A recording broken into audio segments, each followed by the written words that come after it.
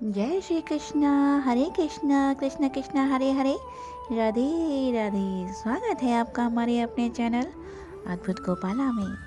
हम आज आपको सुनाने जा रहे हैं भगवत गीता का अध्याय 1 का सार। ओम नमो भगवते वासुदेवाय नमः। जगत बंधु ज्योति स्वरूप जिये के जानन हार, हरि यस मांगन आयो दास प्रभु के द्वार। जो अर्जुन को श्री भगवान जी ने गीता ज्ञान दिया है वो मुझको मिले। भय भंजन भगवान श्री कृष्णचंद्र जी से किशोर दास मांगता है, हे प्रभु गीता ज्ञान के उच्चारण करने से तेरे पूर्ण ब्रह्मा को पाता है। हे प्रभु मैं आपकी शरण में पड़ा हूँ। किशोर दास और कृष्णदास जो दीन गरीब हैं और कैसे भी हों, जो संतों की विनय को मान लेते हैं। हे कमला वल्लभ श्री कृष्ण भगवान जी, हे कृपा निधान जी, तेरे संतों एवं भक्तों के वास्ते मैं ये गीता ज्ञान अपनी भाषा में कहता हूँ। जब कौरव और पांडव महाभारत के युद्ध को चले तब राजा धृतराष्ट्र ने कहा, मैं भी युद्ध देखने चलूंगा। तब श्री वेद व्यास जी बोले, हे राजन नेत्रों के बिना कैसे देखोगे। राजा धृतराष्ट्र ने कहा, हे प्रभु जी देखूंगा नहीं तो सुन तो सकता हूँ। तब व्यास जी बोले, हे राजन तेरा सारथी संजय वो तुझे युद्ध की सारी लीला सुनाएगा, तुझे यहीं बैठकर युद्ध के बारे में सब कुछ विस्तार से बताएगा। वेद व्यास जी के मुख से यह बातें सुनकर संजय जी बोले, हे प्रभु यहाँ हस्तिनापुर में मैं कुरुक्षेत्र की लीला कैसे जानूंगा तथा राजा से किस भांति कहूँगा। तब व्यास जी ने हंसते हुए बोला, हे संजय मेरी कृपा से तुझे यहाँ से ही दिखाई देगा। व्यास जी के इतना कहते ही संजय को दिव्य दृष्टि की प्राप्ति हुई और बुद्धि भी उनकी दिव्य हो गई। अब आगे महाभारत का वो सारा हाल बताते हैं। सुनो, 7 अक्षौहिणी सेना पांडवों की और 11 अक्षौहिणी सेना कौरवों की, ये दोनों सेनाएं कुरुक्षेत्र में जब एकत्र हुईं तब धृतराष्ट्र ने पूछा, हे संजय धर्म के क्षेत्र में युद्ध की इच्छा से एकत्र हुए मेरे और पांडु के पुत्रों ने क्या क्या किया। संजय ने कहा, पांडवों की सेना को व्यूहित देखकर दुर्योधन द्रोणाचार्य के समीप जाकर कहने लगे, हे आचार्य देखिए आपके शिष्य बुद्धिमान द्रुपद पुत्र ने पांडवों की बड़ी सेना की कैसी व्यूह रचना की है।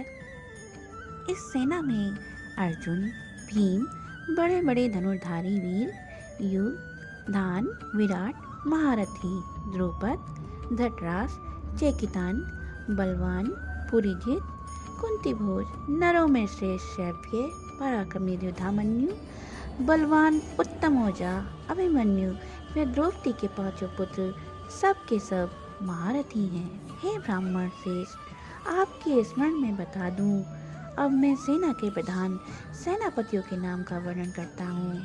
इनमें से भीष्म कर्ण कुलगुरु कृपाचार्य अश्वत्थामा विकर्ण सोमदत्त का पुत्र भूरिश्रवा और बहुत से सूरवीर मेरे लिए प्राण तक देने के लिए तैयार हैं। ये लोग शस्त्र चलाने में बहुत चतुर हैं और सब युद्ध विद्या में प्रवीण हैं। हमारी सेना जिसके भीष्म रक्षक हैं अपार बल है और उसकी सेना के जिसके भीम रक्षक हैं थोड़ा सा बल है।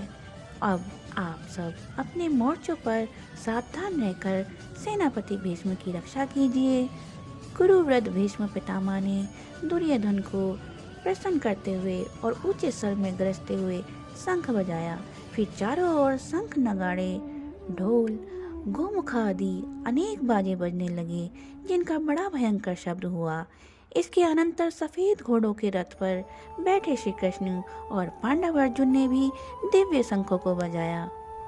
श्री कृष्ण जी ने 5 जन्नीय और अर्जुन ने देवदत्त नामक शंखों को और भीषण कर्म करने वाले भीम ने पौंड्रक नामक बड़े शंख को बजाया।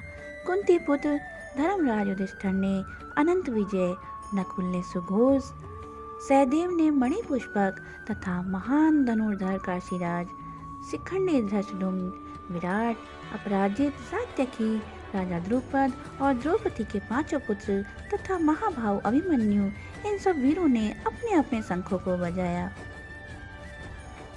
इन शंखों के भारी शब्द से आकाश और पृथ्वी गूंज उठी और धृतराष्ट्र के पुत्रों के हृदय कांप उठे।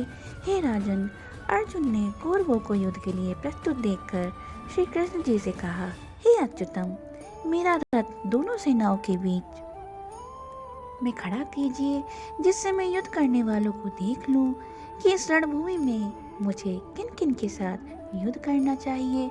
दुर्बुद्धि दुर्योधन से प्रीति करने वाले जो संग्राम के लिए यहाँ एकत्र हुए हैं, उनको देख सकूं।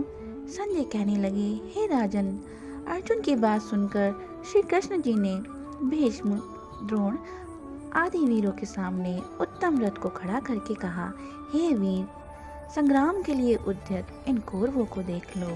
अर्जुन ने चाचा, बाबा, गुरु, मामा, भाई, पुत्र और अपने ससुर और स्वजनों को शास्त्रों से सुसज्जित खड़े देखा और उसने इन सेनाओं में अपने ही सब बंधुओं को खड़ा देखकर परम दयालु और अत्यंत खेद के साथ यह वचन कहे, हे कृष्ण, संग्राम की इच्छा से आए इन अपने बंधुओं को देख मेरे अंग ढीले हो रहे हैं और मुख सूख रहा है, मेरा शरीर बेकल हो रहा है, रोमांच खड़े होते हैं, गांडीव हाथ से गिरा जा रहा है, त्वचा जली जा रही है। हे केशव, मुझ में खड़े रहने की सामर्थ्य नहीं है, मेरा मन चक्कर खा रहा है और लक्षण भी मैं उल्टी देख रहा हूँ। संग्राम में स्वजनों का वध करके कोई लाभ भी नहीं होगा और हे कृष्ण, मैं जीत कर राज्य व सुख भी नहीं चाहता हूँ। हे प्रभु, हमको राज्य भोग और जीवन से क्या काम है, क्योंकि जिनके लिए राज्य भोग और सुख की इच्छा की जाती है, वे सब संग्राम में प्राण और धन की ममता छोड़ मरने को तैयार हैं। और आचार्य, पिता, पुत्र, पितामह, मामा, ससुर, पुत्र, साले और संबंधी, ये सब मुझे मारे तो भी है मधुसूदन, मैं इन्हें मारने की इच्छा नहीं करूँगा। हे जनार्दन, त्रिलोकी के राज्य के लिए भी मैं इन्हें नहीं मारना चाहता, फिर इस पृथ्वी के लिए तो कहना ही क्या है। हे जनार्दन, धृतराष्ट्र के पुत्रों को मारकर हमारा क्या होगा? इन सब का वध करने के बाद हमारे ऊपर पाप ही लगेगा, इसलिए हमें अपने भाई धृतराष्ट्र के पुत्रों को मारना नहीं चाहिए। हे माधव, स्वजनों को मारकर क्या हम सुखी रह सकते हैं? सब लोभ के वशीभूत हैं और कुल के नाश करने तथा मित्रद्रोह करने से पाप को नहीं देखते। कुल नाश को जानते हुए भी हमको इस पातक से क्यों नहीं दूर रहना चाहिए? कुल का नाश होने से कुल के प्राचीन धर्म नष्ट हो जाते हैं, फिर धर्म नाश होने से कुल में पाप बढ़ता है। हे श्री कृष्ण, पाप से कुल की स्त्रियां व्यभिचारिणी हो जाती हैं, जिनसे वर्ण संकर संतान उत्पन्न होती है।